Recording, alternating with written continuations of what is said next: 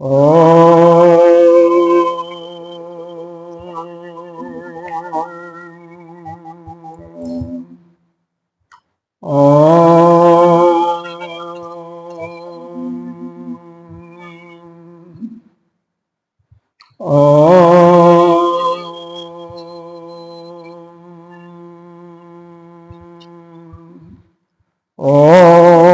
भद्रं कर्णेभिश्यामदेवाः भद्रं पश्येमाक्षवीर्यजत्राः स्त्रैरङ्गैः तुष्टवांसस्तनूभिः व्यसेम देवहितं यदायुः। ॐ शान्तिः शान्तिः शान्तिः। ॐ स्वस्ति न इन्द्रो वृद्धश्रवाः स्वस्ति न पूषा विश्ववेदाः स्वस्ति न साक्षरो वरिष्ठनेमिः स्वस्ति नो बृहस्पतिर्दधातु। ॐ शान्तिः शान्तिः शान्तिः। शङ्करं शङ्कराचार्यं केशवं बादरायणं श्रोत्रभाष्यकृतौ वन्दे भगवन्तौ पुनः पुनः। ईश्वरो गुरुरात्मेति मूर्तिभेदविभागिनि व्योमपदव्याप्तदेहाय दक्षिणामूर्तये नमः। अखण्डमण्डलाकारं व्याप्तं येन चराचरं तत्पदं दर्शितं येन तस्मै श्रीगुरुवे नमः। अज्ञानतिमिरान्धस्य ज्ञानाञ्जनशलाकया चक्षुरुन्मीलितं येन तस्मै श्रीगुरुवे नमः। गुरुर्ब्रह्मा गुरुर्विष्णु गुरुर्देवो महेश्वरः गुरुः साक्षात् परं ब्रह्म तस्मै श्रीगुरुवे नमः। त्वमेव माता च पिता त्वमेव बन्धो च सखा त्वमेव विद्या द्रविणं त्वमेव सर्वं मम देवदेवो। गजाननं भूतगणाधीशेविदं कपितजम्बो फलचारुभक्षणम् उमासुतं शोकविनाशकारकं नमामि विघ्नेश्वरपादपङ्कजम्। अनंत श्री विभूषित श्री 1008 पंचायती महानिर्वाणी अखाड़ा के वरिष्ठ श्रोत्रिय वरिष्ठ महामंडलेश्वर एवं उत्तर प्रदेश संत समाज के अध्यक्ष श्री सद्गुरुदेव भगवान के चरणों में कोटि कोटि नमन बंदन। यहाँ के पीठाधीश्वर अनंत श्री विभूषित 1008 श्री पंचायती महानिर्वाणी अखाड़ा की वरिष्ठतम आचार्य श्रोत्रिय ब्रह्मनिष्ठ महामंडलेश्वर एवं राजस्थान के राजगुरु स्वामी जी के चरणों में कोटि कोटि नमन बंदन। संतजन भक्तजन मातृशक्ति सभी के अंतःकरण में विराजमान आत्मस्वरूप परमात्मा को नमन करते हैं। यहाँ पर हम लोग अजात यानी वो जो ब्रह्म है अजन्मा है और वो अकेले ही है, इसी विषय पर तर्क और उत्तर प्रत्युत्तर चल रहा है। अथर्ववेदी मांडव्य को उपनिषद का अलास शांति प्रकरण हमारे 6 आस्तिक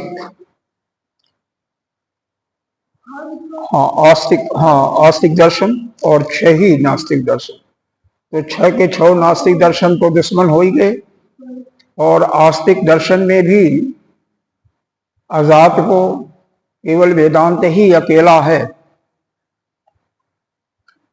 यह योग दर्शन मानता तो है ईश्वर को, लेकिन यह क्लियर कट एक से एक जैसे अजात है केवल ब्रह्म के अतिरिक्त और कुछ नहीं है, यह उस पर क्लियरिटी नहीं है।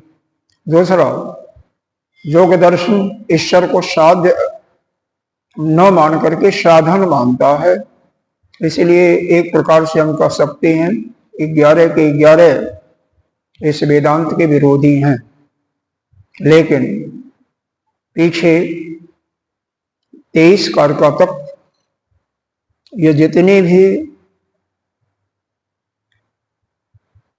अपने आस्तिक दर्शन थे द्वैतवादी, उनका तो निराकरण हो गया था और यह सिद्ध हो गया कि इस सृष्टि में न तो जो वस्तु पहले से उत्पन्न है सत है उसकी उत्पत्ति होती है, और न जो अविद्यमान है उसकी उत्पत्ति होती है।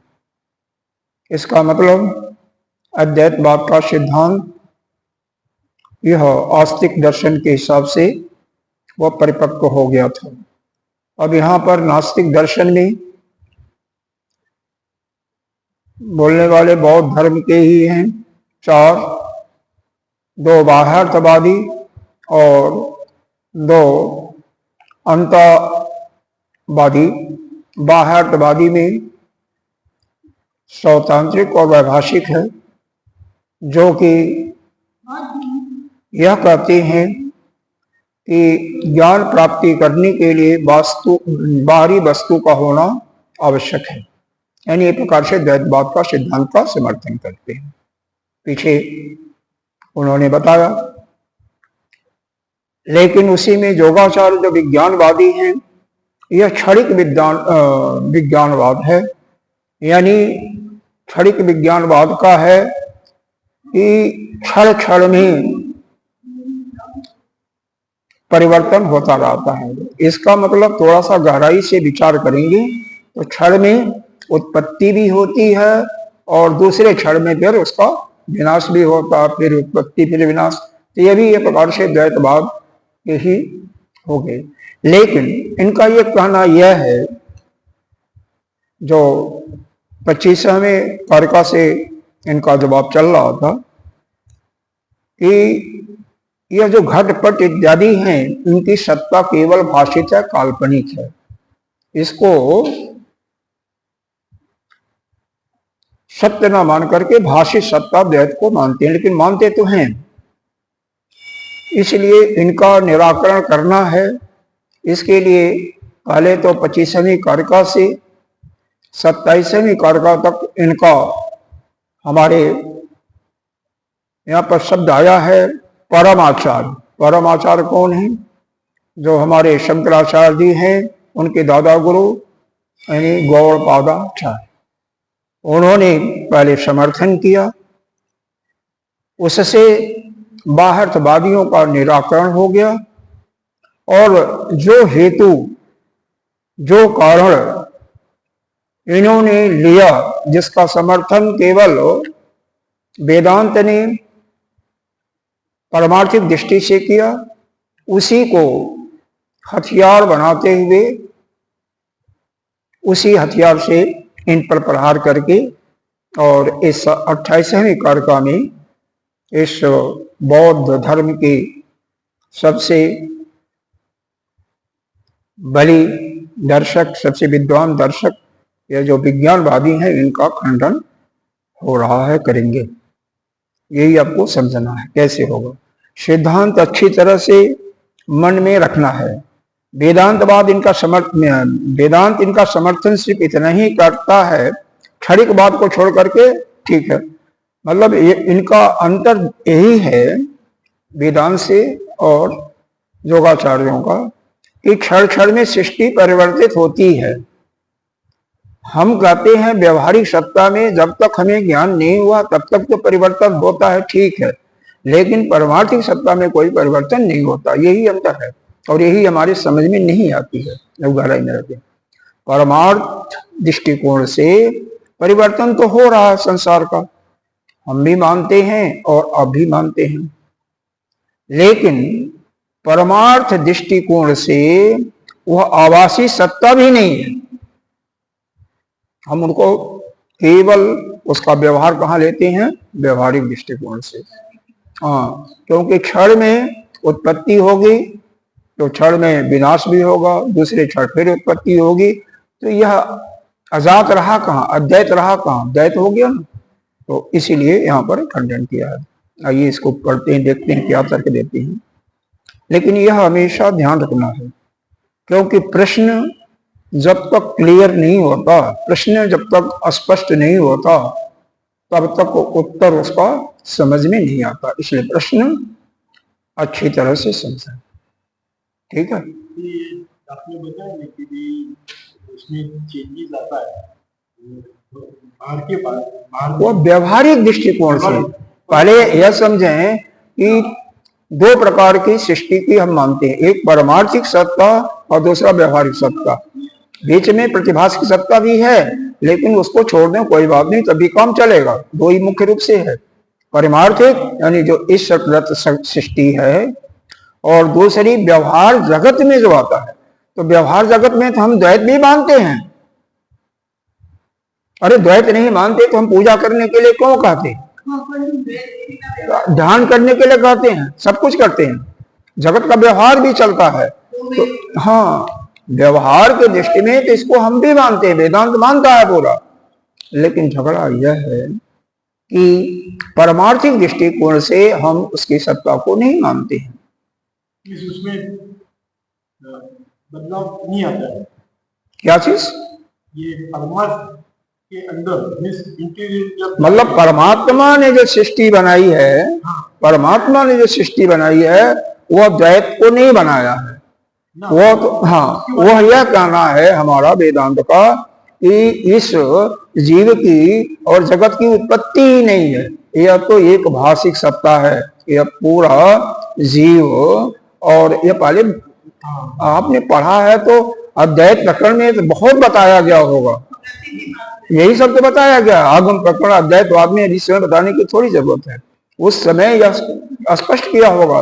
वेदरायक उपनिषद में भी आया है, और गार्गी और याज्ञवल्क्य के संवाद में अभी यहाँ पर शायद कुछ प्रकरण आए। तो उसमें यह हुआ कि सबसे कृपण कौन है, गार्गी का प्रश्न था।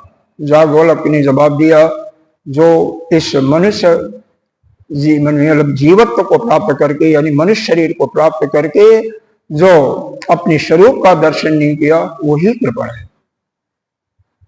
और अपने स्वरूप का दर्शन कब होगा? जबकि आप इस सृष्टि को जो परमात्मा ने अद्वैत बनाया है, उसी सत्ता को स्वीकार करेंगे। आया नहीं ईशावास्य उपनिषद जो पहले बताया गया होगा, ईशावास्यम इदं सर्वं यत् किंचित् जगत्यां सगत तेन त्यक्त्वा भुंजीता मा गृधः कस्यचित् धनम्। कि यह जो पूरी सृष्टि में क्या है, एक ही सत्ता, एक ही ब्रह्म है, उसी से पूरी सृष्टि व्याप्त है। तो जो पीछे जो पढ़े हैं उसको ध्यान में रखना पड़ेगा। तो परमार्थिक दृष्टिकोण से एक ही है ब्रह्म, उसके अतिरिक्त कोई सत्ता ही नहीं है। लेकिन व्यवहार की सत्ता अलग है। व्यवहार में इसलिए वहां पर नहीं माना है कि तीनों काल में, और यानी देश काल वस्तु से अपरिच्छिन्न है, इसलिए परमार्थिक सत्ता के अंदर इसको नहीं माना गया है। हम हैं अभी 50 साल के पहले नहीं रहे होंगे, 60 साल के पहले, 60 साल के बाद फिर नहीं रहेंगे, इसलिए इसको व्यवहार में माना गया है परमार्थिक दृष्टि से। क्योंकि यह देश काल से यहाँ पर अपरिच्छिन्न हुआ गया। देश के हिसाब से अभी आप भारत के एक छोटे से शहर में हैं, भारत के ही दूसरे शहर में आप नहीं है, गुवाहाटी में नहीं होंगे, यूएसए में नहीं होंगे, ऑस्ट्रेलिया में नहीं होंगे, इसलिए देश से भी आप परिच्छिन्न हो गए, अपरिच्छिन्न नहीं है, इसीलिए यह सत्य नहीं माना गया। वस्तु से भी आप इस पृथ्वी में यहाँ पर हैं, इस पुस्तक में नहीं है, मेज में नहीं है, और उस कमरे में नहीं है, इसलिए वस्तु से भी आप क्या हो गए, परिच्छिन्न हो गए। और वह जो परमात्मा है सामान्य रूप से वह पूरी सृष्टि के कण कण में विद्यमान है। सृष्टि के पहले भी था, अभी भी आज में, मतलब देश काल और वस्तु से अपरिच्छिन्न है। यही आगम प्रमाण में जो निश्चित किया गया है, उपक्रम और उपसंहार होता है ना, किसी चीज को पढ़ने के लिए उपक्रम और उपसंहार, जहां से शुरू करते हैं जो प्रतिज्ञा होती है वही लास्ट में अंत में उपसंहार होगा। तो यह आगम प्रकरण में ही प्रतिज्ञा किया गया कि वह सत्ता एक है। बाकी उपनिषद में तो बताया गया, उसको ध्यान में रखना पड़ेगा। तो वेदांत का सिद्धांत यही है, सीमित हो गया, और सीमित होने के कारण हमारी सत्ता एक नहीं मानी गई, बस सीधी बात है। प्रश्न का मतलब सीमित होता है और वह असीमित, बस यही अंतर है। थोड़े माइंड में ये अपने मस्तिष्क में रखिएगा। जो अद्वैत प्रकरण में जो पढ़ा हुआ है, कि आगम प्रकरण में जो पढ़ा हुआ है, जो प्रतिज्ञा किया गया है, वही हमारा वेदांत का सिद्धांत है। और उसी सिद्धांत को पुनः सिद्ध किया जा रहा है। जो दूसरे मत के लोग उसको भ्रम फैलाते हैं या मानते नहीं हैं, इसीलिए अब यहाँ पर यह जो योगाचार्यों का मत है विज्ञानवादी में, यह मानते हैं कि कोई वस्तु उत्पन्न नहीं होती है, हमें आभासिक सत्ता ही घट पर दिखाई दे रहा है। लेकिन प्रश्न यह होता है कि जब आप कहते हैं क्षण क्षण में परिवर्तन हो रहा है, इसको जरा ध्यान से देखिएगा, ऐसे क्षण क्षण में परिवर्तन हो रहा है, तो परिवर्तन तभी होगा ना जबकि एक क्षण में वस्तु थी, दूसरे क्षण में गायब हो गई, उसके बाद फिर उत्पन्न हुई, फिर गायब हो गई। इसका मतलब उत्पत्ति और प्रलय आप क्षण क्षण में मानते हैं, इसका मतलब द्वैत सत्ता इनडायरेक्टली आप स्वीकार कर रहे हैं, बस यही है। मतलब स्वीकार कर रहे हैं, आप सीधे नहीं कर रहे हैं कि सत्ता नहीं है, लेकिन क्षणिकवाद सिद्धांत को तो समाप्त करना है, क्योंकि क्षणिकवाद का मतलब होता है, इस पर विचार करेंगे तो क्षण में अभी स्थिति कुछ और थी और दूसरे क्षण स्थिति कुछ परिवर्तन हो गई। इसका मतलब सृष्टि का हर क्षण में परिवर्तन हो रहा है, उत्पत्ति और प्रलय। हाँ, नाखून और बाल देखो, हाँ, लेकिन नाखून और बाल ये तो मरा हुआ मानते हैं इसको, पहले इसको मरा हुआ मानते हैं, लेकिन कोई भी उदाहरण तो इसमें देते हैं। रोम का उदाहरण दिया हुआ है, रोम का उदाहरण हमारे शास्त्र में भी दिया हुआ है। हाँ, मेरा सवाल उसमें नहीं था। हाँ? मेरा सवाल इसमें था कि परिवर्तन है तो जब मेडिटेशन करते हैं, ध्यान में जाते हैं, तभी ध्यान में भी परिवर्तन होता है। और ध्यान में कब जाते हो? द्वैत में जाते हो, इसी को समझ नहीं रहे हो। जब व्यवहार में जाते हो ना, नहीं समझे। देखो क्या पढ़ा आप लोगों ने आगम और अद्वैत प्रकरण, इसके पहले का क्या पढ़ा? अरे भाई, यह समझो कि जितनी भी क्रियाएं बाह्य जगत में करते हैं तभी करते हैं जब तक हमें ज्ञान नहीं होता, जब तक हम ब्रह्म विद्या को, ब्रह्म ज्ञान को प्राप्त नहीं करते, या जब तक हम अपने स्वरूप में स्थित नहीं होते, तब तक यह द्वैतवाद है। यह वेदांत ही कहता है जिस समय हम अपने स्वरूप में स्थित हो जाते हैं और उस समय हमारे पास यह व्यवहार, अगर कोई आता है तो व्यवहार में द्वैत रहेगा, और नहीं तो नहीं आता है। ठीक है, उस समय द्वैत नहीं है, उस समय अद्वैत है। जो परमात्मा की परमार्थिक सत्ता है वही एक सत्य है, जो कि श्रुति में जगह जगह वर्णन किया गया है। व्यवहार में तो हम मानते नहीं हैं, लेकिन यहां पर ये व्यवहार में भी तो नहीं मानते थे। ये योगाचार कर रहे थे कि घटपट हमें तो आभासी है, दिखाई नहीं देता।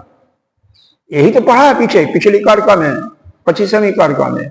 यह तो केवल जब उसका विचार करते हैं तो वह कहते हैं यह नहीं मालूम पड़ता, यही तो कहा था 25वीं कारिका में, कल्पना किया था ना।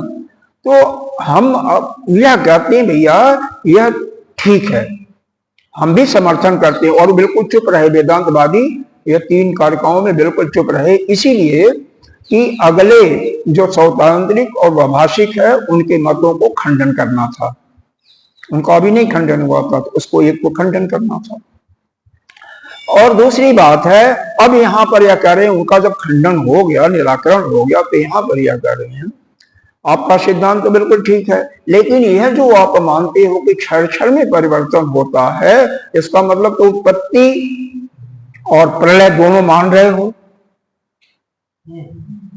जो कि इसको एक तरफ आप कह रहे हो उत्पत्ति नहीं है, प्रलय नहीं है, लेकिन यह क्षणिकवाद सिद्धांत भी खत्म करो ना फिर, क्योंकि इससे तो सिद्ध होता उत्पत्ति प्रलय, बस यही चल रहा है और इसी को खत्म किया जाएगा।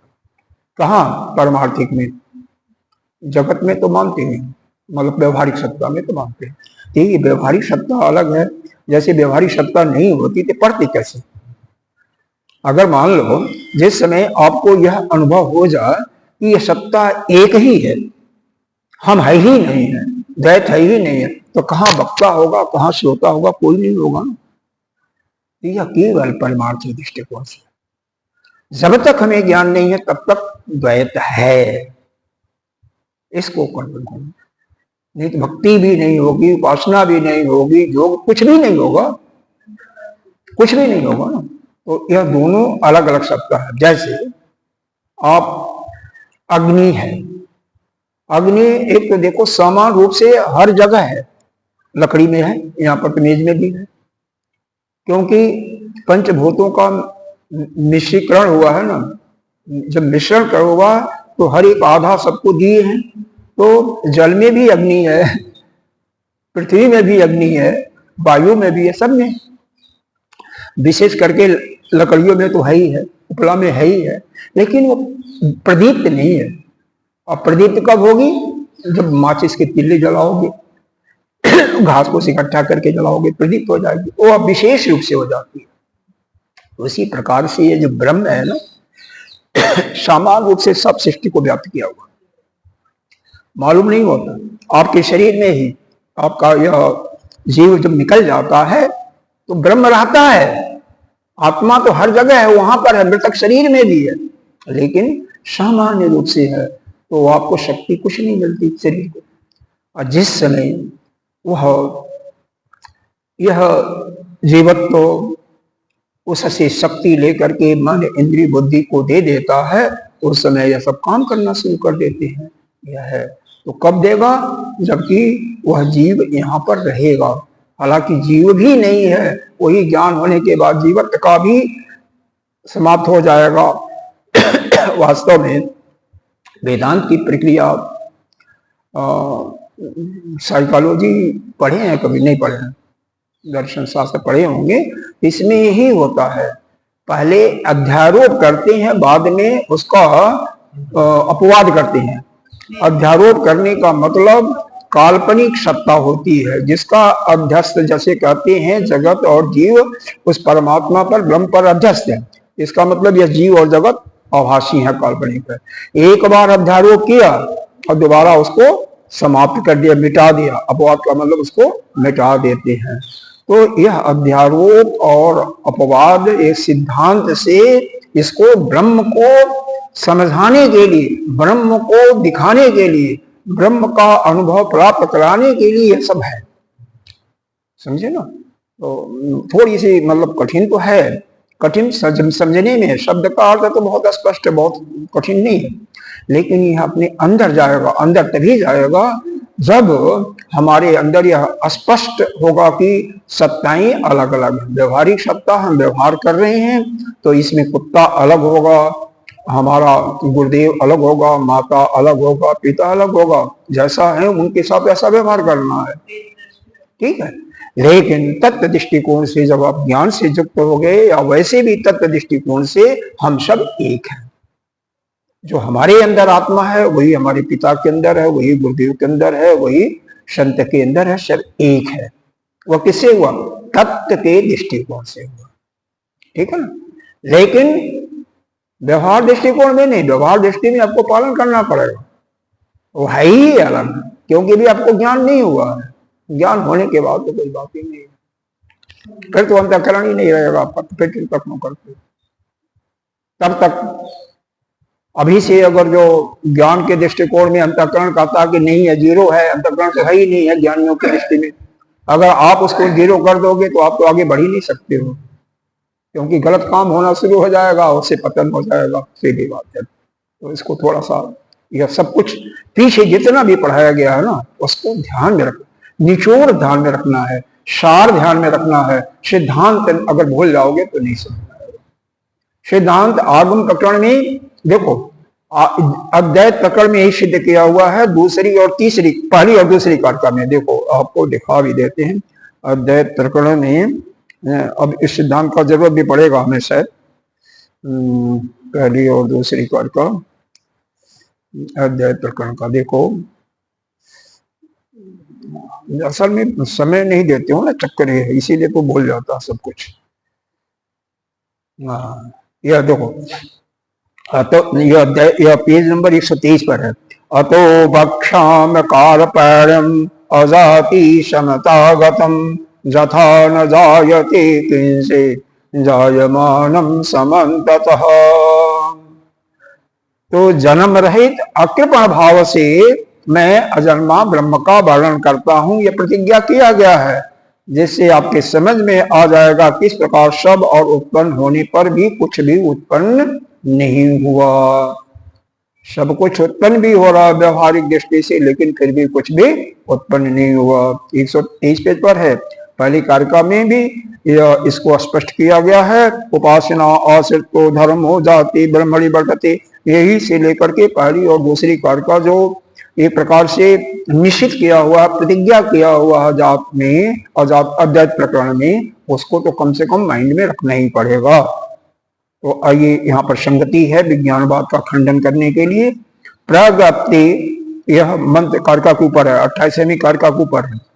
28वीं कारिका के ऊपर पेज 216 निकालिए। हाँ, प्रज्ञप्ति सनिमित्तत्वम इति निमित्तत्वाद एतद अंतम विज्ञानवादिनो बौद्धस्य वचनम बाह्यार्थ वादी पक्ष प्रतिषेध परमाचार्याण अनुमोदितम। यहाँ पर देखो, यह जो शब्द आया है प्रज्ञप्ति सनिमित्तात्व, यह 25वीं कारिका का शुरू का है। देखो, प्रज्ञप्ति सनिमित्तत्वम, वहां पर जाइए। यहां से शुरू होकर के यह भाष्यकार जो कर रहे हैं कि यहां से शुरू होकर के और यहां तक आदि अंत 27वीं कारिका तक क्या किया गया कि विज्ञानवादी, यह बौद्ध के जो क्षणिकवाद हैं या विज्ञानवादी हैं, उनके वचनों का हमारे परम आचार्य यानी गौड़पादाचार्य ने क्या किया, अनुमोदितम, समर्थन किया। क्यों अनुमोदन किया कि बाह्यार्थवादी जो स्वतांत्रिक और प्रतिभाषिक हैं, अरे वैदेशिक हैं, उनके पक्ष का खंडन करने के लिए, उनके पक्ष का निराकार करने के लिए अनुमोदन किया। लेकिन इसका मतलब यह नहीं है कि उनके सिद्धांत को मैंने माना। आप देखो, अब इसको समझो कि आपके किसी मत के एक पोर्शन को हम स्वीकार कर लेते हैं दूसरे के मत को खंडन करने के लिए, ठीक है, तो इसका मतलब पूरा सिद्धांत आपका स्वीकार नहीं किया है। वहां पर यह भी लिखा हुआ है कि केवल भूत दर्शनम, 27वीं कारिका में नहीं, 25वीं कारिका में लिखा, 25वीं कारिका में होगा, भूत दर्शनात्। 25वीं कारिका में अंतिम शब्द है भूत दर्शनात्, मतलब यथार्थ दर्शन के लिए आप परमार्थिक दृष्टिकोण से ही केवल हम समर्थन किए हैं, वैसे नहीं किए हैं। तो यही यहाँ पर संगति में है कि प्रज्ञप्ति सनिमित्तत्वम, यहां से लेकर के 27वीं कारिका तक विज्ञान, क्योंकि यहाँ पर तो वेदांत चुप रहा, जो है आपस में दोनों खंडन कर रहे थे। कौन? विज्ञानवादी क्षणिकवाद और वैभाषिक और स्वतांत्रिक कर रहे थे आपस में खंडन। तो यहाँ पर यही कहा जा रहा है कि बौद्धों के विज्ञानवाद ने जो अब तक बोला, उसका क्यों बोला?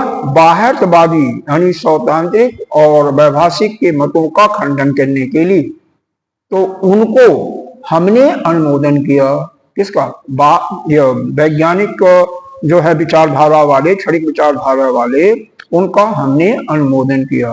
क्यों अनुमोदन किया? जिससे बाह्यार्थवादियों का मत का खंडन हो जाए। और कितना अनुमोदन किया? केवल परमार्थ दृष्टिकोण से, भूत दर्शनात्, यथार्थ तत्व का निर्णय करने के लिए वहां समर्थन किया। यही कहा जा रहा है। तदेव हेतुम, तत्एव हेतुम, संधि विक्षेप करोगे तो तत्एव हेतुम, अब उसी को हेतु बना लिया। हेतु कृत्वा, कृत्वा मतलब उसी को कारण कर लिया, उसी को करने के लिए उसको एक औजार बना लिया। तत्पक्ष प्रतिषेधाय तद इदम उच्यते, और उसको हेतु बना करके हम उनके मत का खंडन करने के लिए, विज्ञान के मत का खंडन करने के लिए यह कहा जा रहा है। इसका मतलब यह हमारे वेदांत विचारधारा वाले यह कार्य का कह रहे हैं। अच्छा, देखिए ऐसा होता है, लड़ाई जब होती है ना, कभी कई बार तो जो मूवी वगैरह देखते होंगे, नहीं देखे? मूवी वगैरह कभी देखे हैं, पिक्चर वगैरह देखे हैं? जब दो लड़ते हैं तो कई बार जब होता है तलवार से या किसी से लड़ाई होती, विशेष करके तलवार में, क्योंकि तलवार किसकी क्या है, तो विरोधी वाला जो होता है ना, पहले वाले का मतलब आप जो तलवार उठाएंगे तो सब एक साथ रखा होता, उसका तलवार उठा लेंगे जल्दी से जाकर के, कहीं कोई बात होगी तो हमारा उसमें काम हो जाएगा। तो यहाँ पर क्या किया गया है, उन्हीं का जो सिद्धांत है, उन्होंने यह जो कहा कि घटपट का कोई उत्पत्ति नहीं होती है, इसी सिद्धांत को ले लिया, ठीक है, घटपट की उत्पत्ति नहीं होती है। लेकिन दूसरा आपने औचित्य दिया क्षणिकवाद, क्षण में परिवर्तन हो रहा, दूसरे आपस में विरोध है, तो इसी सिद्धांत को लेकर के खंडन करेंगे, बस यही है। और ये कर का पढ़ते हैं, तस्मात् न जायते चित्तम, पढ़ेंगे तो पढ़िए, तस्मात् न जायते चित्तम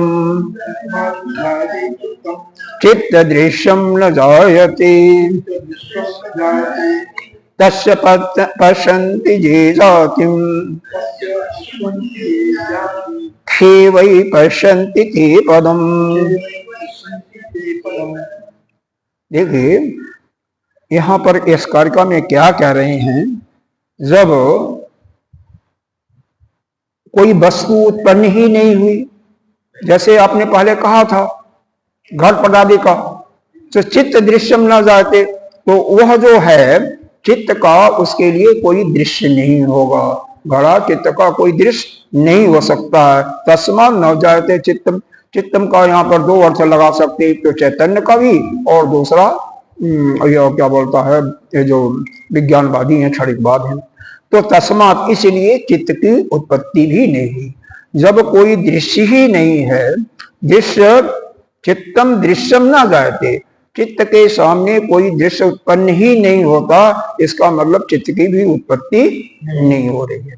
तस्य पश्यन्ति ये जाति, जो लोग चित्त का जन्म देखते हैं, यानी उस चैतन्य का जन्म देखते हैं, वह निश्चय ही थे माने आकाश, वही पश्यन्ति थे पदम, किसका पैर देखते हैं, जैसे आकाश में उड़ते हुए पक्षी का पैर देखते हैं, वैसे ही वो देखते हैं। आकाश में कोई पक्षी उड़ रही है, उसका पैर दिखाई देगा? नहीं दिखाई देता है। जल में मछली चलती है, जल में जीव चलते हैं, तो उसके पैर का निशान कहीं नहीं बनता है, बालू में पड़ेगा, रेत में पड़ेगा, चिकनी मिट्टी होगी तो भी नहीं पड़ेगा, सूखी चिकनी मिट्टी होगी कोई निशान नहीं पड़ेगा, धूल जरा सा भी दोमट मिट्टी होगी तो निशान बनेगा। लेकिन प्योर अगर चिकनी मिट्टी होगी ना, मटिया, उसको क्या कहते हैं, मटियारी मिट्टी ऐसे कुछ कहते हैं, नाम दिया है, हाँ, तो उसमें कोई निशान नहीं पड़ता। तो ऐसे ही यहाँ पर जो दृष्टांत दिया गया, आकाश में उड़ते हुए पक्षी का पैर का कोई निशान नहीं बनता, लेकिन जैसे वह उस पैर का निशान देखने की कोशिश करें, क्योंकि वह क्या करते हैं, कह रहे हैं कि उस चित्त का, उस चैतन्य का जन्म होता है। जो जन्म कहेगा इसका मतलब वो तो पहले ही खंडन हो चुका है, तो इसीलिए यह कह रहे हैं कि वह आकाश में उड़ते हुए पक्षी का, एक व्यंग्य प्रकार से जब किसी को कहा जाता है ना, जब किसी पर कटाक्ष किया जाता है, तो ऐसे शब्दों का प्रयोग किया जाता है। भाष्य बहुत आसान है, लेकिन देखना तो पड़ेगा। जस्मात् सत्य एव, जस्मात् माने इसलिए, किस लिए, किस कारण से, वही जो कारण बताया गया कि घट पट इत्यादि पैदा नहीं होता, वह आभासी सत्ता उसकी दिखाई देती है। तो जस्मात् जिसलिए, जिस कारण से, क्योंकि विज्ञानवादियों ने क्या बताया कि घट आदि यह भाषित चित्ता, घट आदि के नहीं होने पर भी चित्त में उसका एक काल्पनिक स्वरूप मालूम पड़ता है। चित्तस्य विज्ञानवादी, यह विज्ञानवादियों के सिद्धांत के अनुसार, हे विज्ञानवादी, आपने यही कहा कि घट की सत्ता न होने पर वस्तु अनुपलब्ध होने के बाद भी उसकी काल्पनिक तौर से आपका एक ज्ञान होता है, इसका मतलब वो आपके मन में उसका चित्र बन गया, इसलिए उसका ज्ञान आपको हो जाता है। तो अभुगता तद अनुमोदितम अस्माभि, यानी हमने भी उसका अनुमोदन किया। जो आपने यह कहा कि घट पद की वास्तविक सत्ता नहीं होती, केवल आभासिक काल्पनिक सत्ता होती है, फिर भी ज्ञान हो जाता है, इस सिद्धांत का मैंने भी अनुमोदन किया। कौन कह रहा है? गौड़पादाचार्य जी करें, कार्य लिखने वाले, इसीलिए आ गया ऊपर परम आचार्य, यानी इनके दादा गुरु शंकराचार्य जी के दादा गुरु। अच्छा, किस लिए कहा यह भी क्लियर कर दिया। भूत दर्शना केवल परमार्थिक यथार्थ तत्व से ही मैंने किया, व्यवहारिक पक्ष में नहीं किया। यहाँ पर लिख भी दिया शब्द, शंकराचार्य जी ने छोड़ते नहीं है। भूत दर्शनात् केवल परमार्थिक दृष्टिकोण से मैंने अनुमोदन किया। तस्माद् इसलिए अस्य अपि चित्तस्य जायमानाव भासता, इसलिए उसकी मानी हुई जो चित्त की जो उत्पत्ति आप बता रहे हैं, जो चित्त की उत्पत्ति बताया ना, मानी हुई काल्पनिक, काल्पनिक जन्मनि युक्ता भवतुम इति उत्तो न जायते चित्तम, कि उसके उत्पत्ति जो है अभाव में, क्योंकि वास्तविक रूप से नहीं है तब भी उसकी उत्पत्ति हो रही है, अभाव में उसकी उत्पत्ति हो रही है, यह संभव ऐसा बता रहे हो। कैसे? न जायते चित्तम यथा चित्त दृश्यम न जायते, ऐसा ही जहां पर चित्त को कोई दृश्य नहीं दिखाई देता, जो चित्त का विषय नहीं होगा वो नहीं दिखाई देगा ना, विषय होगा तो ही दिखाई देगा, लेकिन विषय नहीं दिखाई दे रहा, इसका मतलब चित्त का जन्म भी नहीं होता, यानी उस समय वहां पर चैतन्य का जन्म नहीं होता।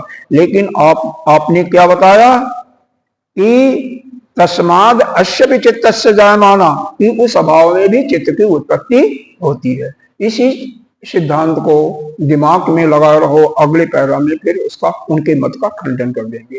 क्योंकि ये जो क्षण भर है ना, पहले मैंने बताया था, आप नहीं थे, कि यह जो क्षण में बौद्ध जी का यही दो चार सिद्धांत है सर।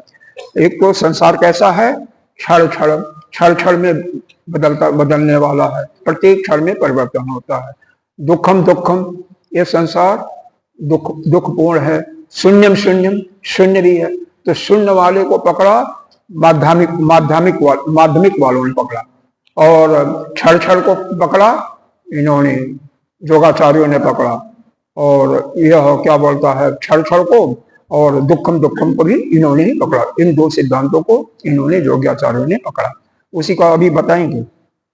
अतः तस्य चित्तस्य जे जातिम पश्यन्ति विज्ञानवादिना, इसलिए जो विज्ञानवादी यानी जो आप कह रहे हो कि उस चित्त की उत्पत्ति होती है, वह क्या है? क्षणिकत्व। एक तो क्षणिकत्व है, मतलब क्षण में उत्पत्ति होती है, इसका मतलब क्षण में उत्पन्न हो रही, क्षण में विनाश ही हो रहा है। और क्या है? दुखित्तम, दुख से भरा हुआ है, और शून्यत्वम, शून्य भी है। शून्य उनका नहीं था बल्कि दूसरे वालों का था, उसमें साथ में मिला दिया। शून्यत्वम अनात्म तु आदि च, उच्च चित्त से ही जिसका देखना सर्वत्र असंभव है, उसमें आप तुम क्षणिकत्व देख रहे हो, दुखत्व देख रहे हो, और शून्यत्व भी और अनात्म भी देख रहे हो, अनात्म आदि। तेनैव चित्तेन चित्त स्वरूपम द्रष्टुम संत्यम पश्यन्तः, उच्च चित्त से ही जिसका देखना असंभव है। क्यों? चित्त उसी को देखेगा जो के सामने कोई चीज होगा। चित्त स्वरूपम, ऐसे चित्त के स्वरूप की देखने वाले, दृष्टुम अशक्यम पश्यन्तः, जो संभव नहीं है उसको भी तुम संभव मान रहे हो। यह कैसे है? खे वही पश्यन्ति ते पदम पक्ष आदि नाम, उसी प्रकार से है जैसे आकाश में उड़ती हुई पक्षी के पैर को देखने कोई चलता है। इसका मतलब जो आप यह कह रहे हो कि यह चित्त की उत्पत्ति क्षणिक विज्ञानवादी, नल विज्ञान क्षणिक परिवर्तन हो रहा है, क्षणिक परिवर्तन से चित्त की उत्पत्ति भी होगी और उसका विनाश भी होगा, यह जो कि तुम कह रहे हो, लेकिन क्या कि घटपद न होने के बाद भी चित्त में चैतन्य स्वरूप में उसका ज्ञान होता है, आभासी मात्र से भी होता है। तो उसी सिद्धांत को मैं लेकर के कह रहा हूं कि एक तरफ तो तुम कह रहे हो कि घटपद आदि न होने के बाद भी उसका आभासी सत्ता के काल्पनिक रूप से उसका ज्ञान होता है, दूसरे तरफ आप कह रहे हो कि क्षण क्षण में परिवर्तन हो रहा है, और जहां जहां क्षण में परिवर्तन होगा जहां दुख भी व्यापेगा, शून्य भी आएगा, क्योंकि सृष्टि में जहां भी द्वैत होगा वहां दुख होगा। इसीलिए वेदांत का जो सिद्धांत है ना, इसीलिए काफी मशहूर हुआ, काफी मतलब पूरे वर्ल्ड में एवं आपके दूसरे दर्शन जो हैं, बल्लभाचार्य जी, रामानुजाचार्य जी, सभी लोग इसको मानते हैं, किसी रूप में माने, द्वैत मानने वाले भी उसको समर्थन करते हैं, क्योंकि इसी सिद्धांत से केवल दुख की उत्पत्ति जाती है, भय जाता है, राग देश जाता है, काम क्रोध जाता है। जब हम सबको एक दृष्टि से देखते हैं तो सब अपने आप ही चला जाता है, और जब हम आपको अलग देखेंगे तभी तो होगा ना, आप सुंदर हो या आप कुरूप हो, आप बुरी हो, आप अगुण हो। जब उपाधियों को अलग करके हम एक रूप से सबको देखना शुरू करते हैं, उस समय हमारे अंदर कोई भी किसी के प्रति कोई न तो अच्छा और न तो बुरा भाव पैदा हो। यही सिद्धांत हमारे यह वेदांत का सर्वोत्कृष्ट सिद्धांत है। जैसे कहते हैं ना, ऐसा सुख चाहिए जो कि हमेशा के लिए हो, अनादि हो, और दुख की अत्यांतिक निवृत्ति हो जाए। तो दुख की अत्यांतिक निवृत्ति एवं भय का भी अत्यांतिक निवृत्ति और अत्यांतिक सुख की प्राप्ति इसी सिद्धांत से होता है। लेकिन क्षण क्षण में जब परिवर्तन होगा तो क्षण क्षण में दुखी भी होगे तुम, तो क्या तुम दुखी नहीं होती? दुखी तो होते हैं ना, और शून्य भी मानते हो। तो यह कैसे संभव है? द्रष्टुम अशक्यम, यह संभव नहीं है। और यह वैसे है खे वही पश्यन्ते पद पक्षादि नाम, जैसे आकाश में उड़ते हुए पक्षियों का पैर देखने के लिए चले हो। अतः इतरेभ्यो अपि द्वैतेभ्यो, इससे इसके अतिरिक्त अन्य द्वैतवादियों का क्या कर रहे हैं? अत्यंत साहसिक इतर्थ कह रहे हैं। जो द्वैतवादी हैं उनसे तुम भी साहसिक हो और हिम्मत करने वाले हो। किसको? विज्ञानवाद को कह रहे हैं तुम उनसे भी साहसिक हो। वह तो खुलेआम कह रहे थे कि भाई हम किसी वस्तु को देखते हैं, व्यवहारिक सत्ता में देखते हैं, उसी को परमार्थिक में उतार दे रहे थे। उनको एक प्रकार से ज्यादा चिंतन नहीं कर रहे थे, जो सामने स्पष्ट हमें दिखाई दे रही है। अरे जितने भी हैं अभी लगाइए, हिसाब लगाइए तो 99% लोग यही कहेंगे कि ठीक है, हम शरीर ही हमारी आत्मा है, नहीं कुछ तो जो हमें दिखाई दे रहा है ये सत्य है ना। हाँ, तो चार्वाक मत तो है ही है, और ज्यादा लोग उसका मानते हैं। हाँ, ज्यादा तो मानते हैं, सभी मानते हैं। तो अब उसको व्यवहारिक और परमार्थिक करके हमने अलग कर दिया, वादी में तो कोई नहीं। अच्छा, इसके आगे देखिए, जे अपि शून्यवादी ना पश्यन्ते सर्व शून्यताम, जो शून्यवादी हैं यानी माध्यमिक वाले, तुम तो अत्यंत साहसिक हो। द्वैतवादियों को क्या कह दिया? साहसिक हैं। जो पहले कौन थे उसने? वैभाषिक और सौतांत्रिक, उनको तो साहसिक कर दिया, और उनको अत्यंत साहसिक कर दिया योगाचार्यों को। और उनको क्या कहा? जो सर्वम शून्यम शून्यम, जगत जो है क्षणिकम क्षणिकम और सर्वम शून्यम शून्यम, जो सर्वम शून्यम शून्यम देखते हैं वो अपने को भी शून्य देखते हैं। स्व दर्शन अस्य अपि शून्यताम, वह अपने की भी प्रतिज्ञा भी करते हैं। क्या प्रतिज्ञा? प्रति जानते ते तत्वोपि सह साहसिक कतराखम, वह ऐसे देखते हैं, वो बढ़ करके, उनसे भी बढ़ करके साहसी हैं। कैसे?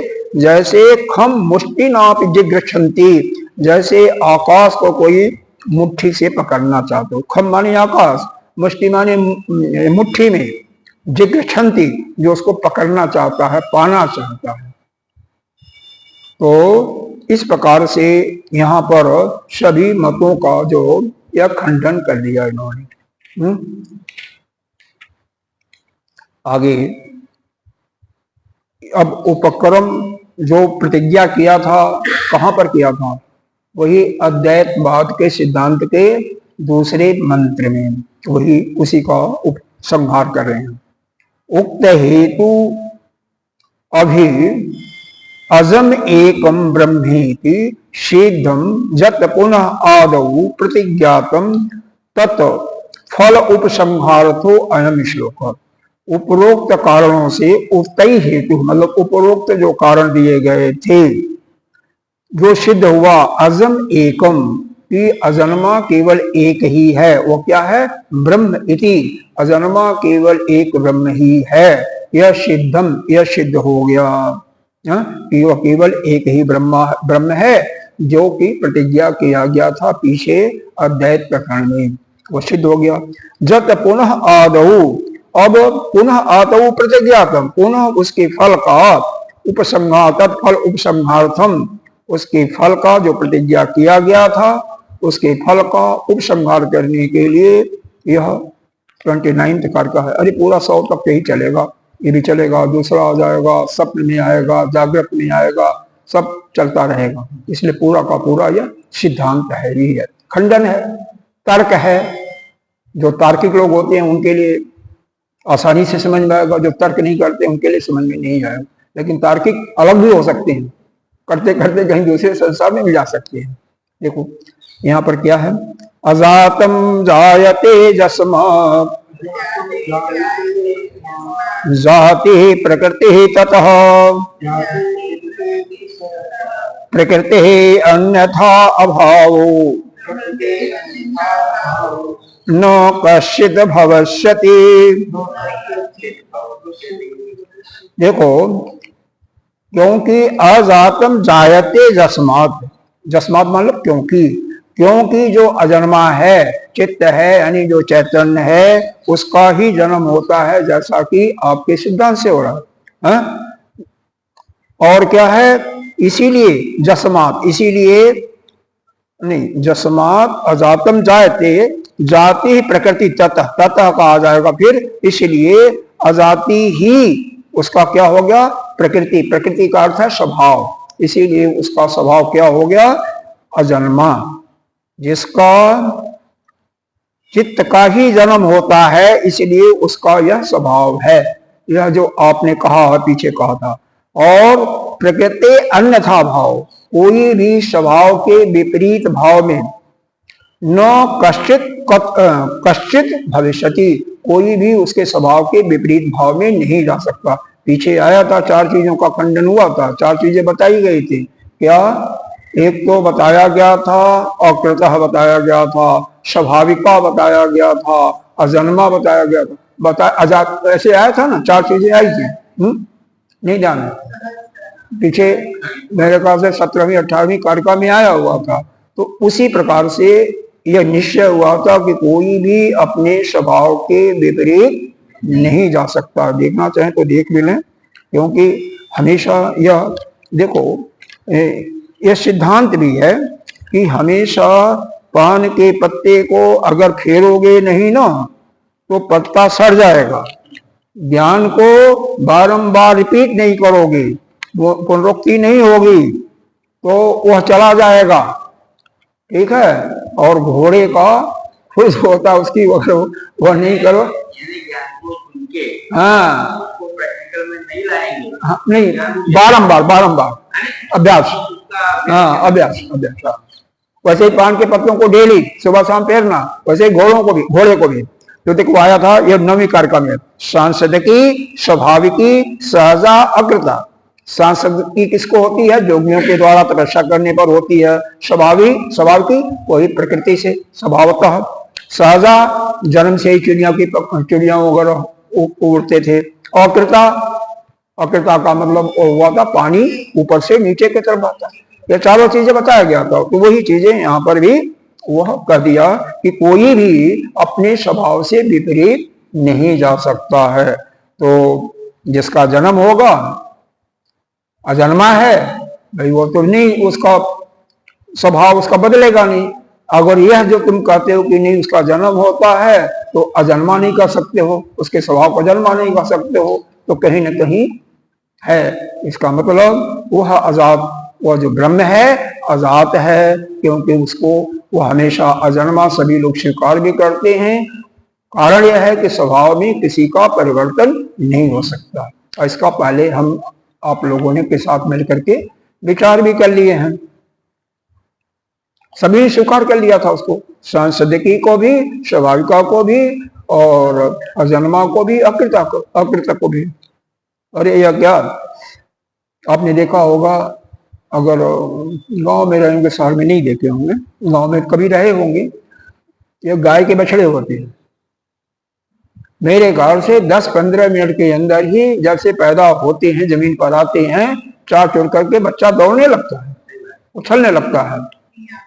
हाँ, क्योंकि हम तो गांव में रहे हैं, हमें मालूम है, बछड़ा हो बछिया हो, कड़वा हो, केवल मनुष्य के ही बच्चे 6 महीने के बाद ही पड़े रहते हैं। हाँ, पक्षी का, और वो तो बहुत ही कम समय में, शायद 2-3 मिनट में होगा, एग्जैक्टली तो मैं नहीं बता पाऊंगा क्योंकि अनुभव नहीं है, अनुभव नहीं है तब।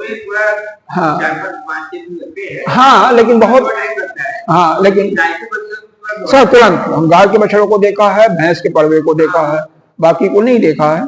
अच्छा, आइए इसमें इसका जो है भाषणी, अजातम जत चित्तम, जो अजातम जत चित्तम ब्रह्मैव, मतलब जिसका स्वभाव है, जिसका अजात, जो ब्रह्म का ही चित्त है। ब्रह्म का चित्त क्या है? अजात, यानी अजन्मा।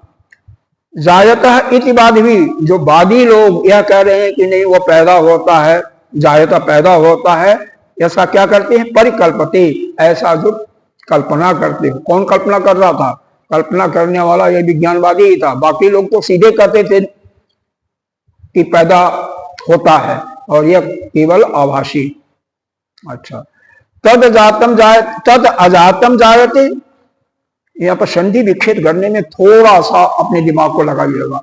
अगर जातम कह देंगे तो अर्थ गलत हो जाएगा। तद अजातम जायते, क्योंकि उस जात का ही जन्म हो रहा है। जस्मात जाति प्रकृति तस्य, तो उसका स्वभाव, उसके जिसका स्वभाव अजाति है, उसी का जन्म हो रहा है। यह तो विपरीत हो गया भाई।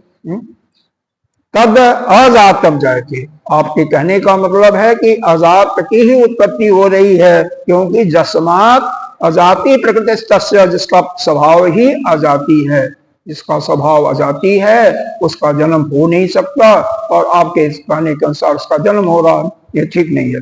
ततः तस्माद् जात रूपाया प्रकृति अन्यथा भावो जन्मो न, इसलिए अजाति जिसका स्वभाव है वह किसी भी प्रकार से विपरीत भाव में उसकी उत्पत्ति नहीं हो सकती। जिसको अजात है, अजाति है, इसका मतलब यहाँ पर एक प्रकार से इन्होंने सभी जो आस्तिक दर्शन थे और नास्तिक दर्शन वाले सभी को यह सिद्ध कर दिया कि यह सृष्टि में एक ही तत्व है, वह अद्वैत है, वह ब्रह्म है, वह अजन्मा है, और इस सृष्टि में किसी की उत्पत्ति नहीं होती है। बस इतना कह करके, लेकिन अभी बहुत चिंता मत करो, अभी तो यह 29 है, अभी तिगुना है, 100 कारकाएँ हैं, लेकिन किसी कारका में भास 2-2 लाइन का है, किसी में बड़ा भी है, कोई बहुत बड़ा नहीं है, लेकिन है, टाइम लगेगा, 1 महीना कम से कम और लगेगा आपको, कम से कम। मैं तो 30 तक हूँ, फिर और कोई आएगा, फिर करेगा, फिर शायद ये जून में ही समाप्त होगा, क्योंकि बहुत जल्दी कोई खींचेगा तो समाप्त कर सकता है जून में, मई में, नहीं तो जून तक जाएगा ये। नहीं, कोई और आएगा, कोई और आएगा।